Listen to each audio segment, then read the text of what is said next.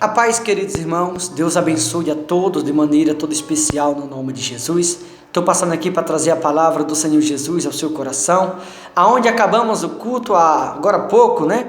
Eu estava ali com os obreiros na igreja e eu queria compartilhar com vocês um pouco do que pregamos aqui em Efésios capítulo 3, versículo de número 1, onde o apóstolo Paulo disse: por esta causa eu, Paulo, sou prisioneiro de Cristo Jesus por amor de vós gentios. Se é que tendes ouvido a respeito da dispensação da graça de Deus, a mim confiada para vós outros. Observe que o apóstolo Paulo dá início dizendo que ele é prisioneiro de Cristo. Quem lê esse texto, se não tiver um certo nível espiritual, vai entender ou imaginar ou pensar que Paulo era escravo de Cristo. Não, ele está dizendo o seguinte, que quando ele conheceu o amor de Cristo, quando ele conheceu o Espírito Santo, ele viveu uma comunhão, um momento de intimidade, um particular com o Espírito Santo. Foi algo tão agradável na vida do apóstolo Paulo, que ele se prendeu ao Espírito Santo de maneira que mesmo que o Espírito Santo quisesse se afastar dele, Paulo não se afastaria do Espírito Santo. É isso que ele está dizendo. Foi um momento entre Paulo e o Espírito Santo, o qual Paulo deve ter olhado e deve ter dito: se eu soubesse que era algo tão extraordinário, se eu soubesse que era algo que ia me envolver tanto, se eu soubesse que era algo que ia me fortalecer tanto, eu não teria perdido tanto tempo na minha vida perseguindo os cristãos. Eu teria aceitado Jesus antes, em vez de ter perseguido os crentes. Quando a Bíblia diz que ele é prisioneiro de Cristo, ele está dizendo que ele se prendeu ao amor de Cristo, que o amor de Cristo lhe envolveu de tal maneira que ele não mais conseguiu se livrar do amor do Senhor Jesus. E ele continuou dizendo: se é que tendes ouvido a respeito da dispensação da graça de Deus, a mim confiada para vós outros. Observe que Deus se agradou tanto da maneira como Paulo aceitou a graça de Deus na vida dele. Deus ficou tão maravilhado quando Paulo aceitou a sua graça, que Deus confiou a graça do seu evangelho, não a outro apóstolo, mas a Bíblia precisa, confiou ao apóstolo Paulo, para que ele recebesse aquele peso, aquela autoridade, aquela incumbência chamada evangelho. Deus cobriu Paulo com essa incumbência, com essa responsabilidade, para que ele transmitisse a graça de Deus às demais pessoas. Porque Paulo, quando aceitou Jesus, o Espírito Santo ensinou a Paulo o caminho da fonte. E quando a gente aprende o caminho da fonte, aonde que Paulo foi saciado, aonde que Paulo teve a mudança na sua vida, onde Paulo foi transformado por intermédio do Espírito Santo, Paulo por si aprendeu o caminho do Espírito Santo. E quando ele aprendeu o caminho que o Espírito Santo havia ensinado, o caminho da fonte, Paulo se saciava a todo momento. Por que Paulo se saciava? Porque Deus confiou a graça nas mãos dele, a graça do evangelho, para que ele transmitisse a outras pessoas. Ou seja, Paulo era alguém que estava sempre cheio, para que aonde ele tivesse, ou aonde quer que ele fosse, alguém que lhe pedisse uma razão com respeito ao evangelho de Cristo, ele pudesse transmiti-la, ou anunciá-la, ou falar da graça que Cristo havia lhe revelado, pelo fato dele ser cheio. Porque como ele era cheio, ele podia derramar na vida das pessoas, ele podia saciar as pessoas através da graça a qual Deus havia confiado sobre a sua responsabilidade. Observe que lindo isso. Quando ele aprendeu o caminho da fonte, Paulo era alguém que vivia sempre cheio, porque ele tinha sobre os ombros a responsabilidade de transmitir a graça de Deus a outras pessoas. Porque o verdadeiro crente nunca anda vazio, o verdadeiro crente está sempre cheio, porque só quem é cheio sabe transbordar. E Paulo era alguém que estava sempre cheio, porque Deus lhe mostrou o caminho da fonte. Você sabe o caminho da fonte? É o que o apóstolo Paulo disse: quando a gente se prende ao amor de Cristo, a gente aprende o caminho da fonte. Quando a gente se prende ao amor do Espírito Santo, quando a gente vive uma vida de comunhão com Deus, a gente aprende o caminho da fonte. E ele diz no 3: pois segundo uma revelação me foi dado conhecer o mistério, conforme escrevi há pouco resumidamente. É o que o apóstolo Paulo diz.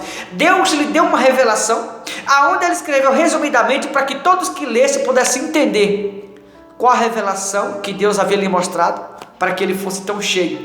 Ou seja, a revelação era aprender o caminho da fonte. Foi exatamente o que o apóstolo Paulo aprendeu, porque Deus confiou a graça sobre ele, para que ele transmitisse a outras pessoas. Essa era a revelação. Ele aprendeu o caminho da fonte, para que ele fosse sempre cheio, estivesse sempre cheio, para que ele transmitisse às pessoas que lhe pedissem uma razão referente ao evangelho de Cristo.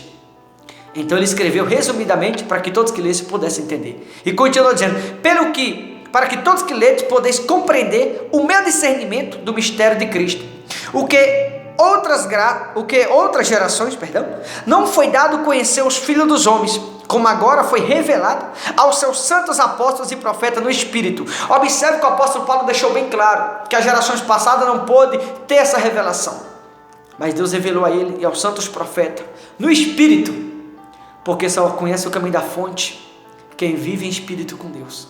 Só conhece o caminho da fonte quem vive comunhão com Deus. Só conhece o caminho da fonte quem vive santidade com Deus. Porque quem vive santidade está sempre cheio. Quem conhece o caminho da fonte está sempre cheio. Quem tem vida com Deus está sempre cheio. Ei, o Espírito Santo quer te ensinar o caminho da fonte. Deixa o Espírito Santo te conduzir. Talvez você está aí do outro lado cheio de problema. E Deus não quer que você seja cheio de problema. Deus quer que você seja cheio da presença dEle. Deus não quer que você seja cheio de inquietações. Deus, Ele quer que você seja cheio do Espírito Santo. Deus, Ele não quer que você viva cercado de problema por todas as partes. Deus, Ele quer que você viva cercado de anjo. Deus, Ele quer que os anjos dEle estejam com você aonde você for. Mas é necessário conhecer o caminho da fonte. Porque quem conhece o caminho da fonte vive sempre cheio.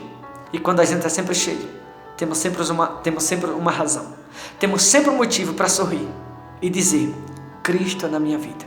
Porque a gente sendo cheio, quem é cheio sabe transbordar. E quando a gente somos cheios, as pessoas veem Deus na nossa vida. E quando as pessoas veem Deus na nossa vida, ela admite que só quem tem Deus tem motivo para ser feliz.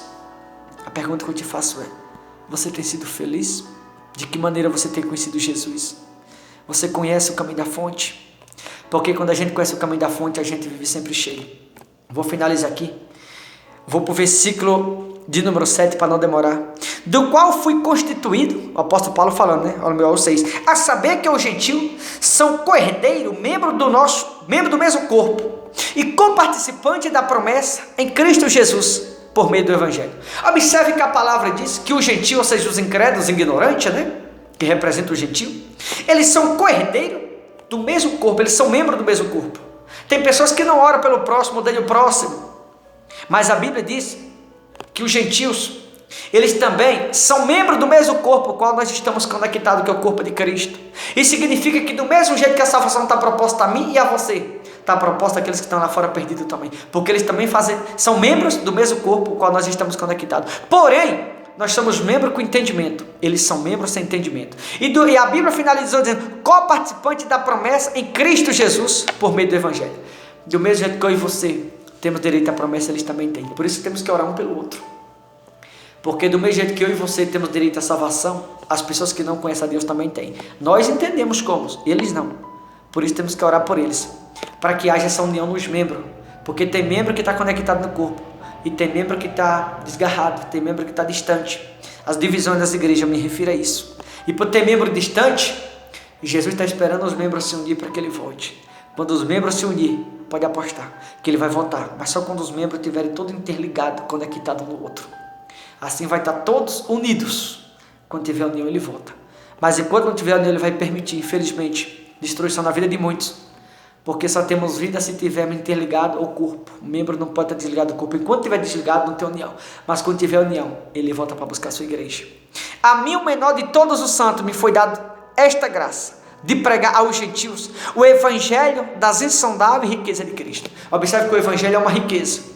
E é uma riqueza insondável, aonde nenhum homem, nenhum ser humano na face da terra consegue atingir ou comprimir ou alcançar a profundeza do Evangelho de Cristo. É uma riqueza. E toda vez que você vai na fonte, depende da fonte, tem fonte que está seca, me refiro à igreja, ele deixa bem claro na palavra dele: a mim, o menor de todos os santos, me foi dada esta graça de pregar aos gentios o evangelho da insondável riqueza de Cristo. Toda vez que você vai na fonte, quando ela está cheia, você leva um pouco de riqueza para casa. Você nunca leva o suficiente, porque o evangelho é uma riqueza insondável. Ninguém pode sondar a profundeza da riqueza de Deus, que é algo muito profundo.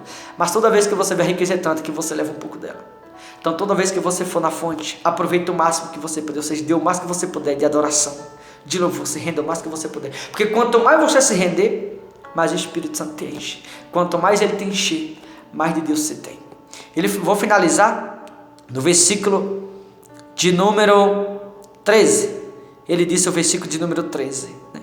Portanto vos peço que não desfaleça nas minhas tribulações por vós, pois nisso está a vossa glória, né? É o que o apóstolo Paulo diz. Um pouco acima, a Bíblia diz que a sabedoria, né, no versículo 10, para que pela igreja a multiforme sabedoria de Deus se torne conhecida, agora dos principados e potestades nos lugares celestiais. Observe que ele deixa aquela no 10, para que pela igreja a multiforme sabedoria de Deus se torne conhecida. Ou seja, a sabedoria de Deus ela tem que ser distinguida ou ensinada na igreja. Como é que é ensinada? Através do pregador.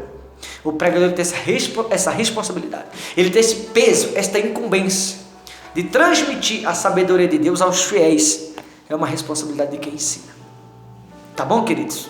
Então se apega ao amor de Deus, porque o Espírito Santo quer te ensinar o caminho da fonte, para que a partir de hoje você seja sempre cheio, porque quando o crente é sempre cheio, ele tem sempre o motivo de ser feliz e de transmitir a outras pessoas, como o apóstolo Paulo acabou de nos ensinar, sempre o motivo de transmitir às pessoas, como o apóstolo Paulo nos ensinou, o que é ser cheio de Deus, porque só quem é cheio sabe transbordar.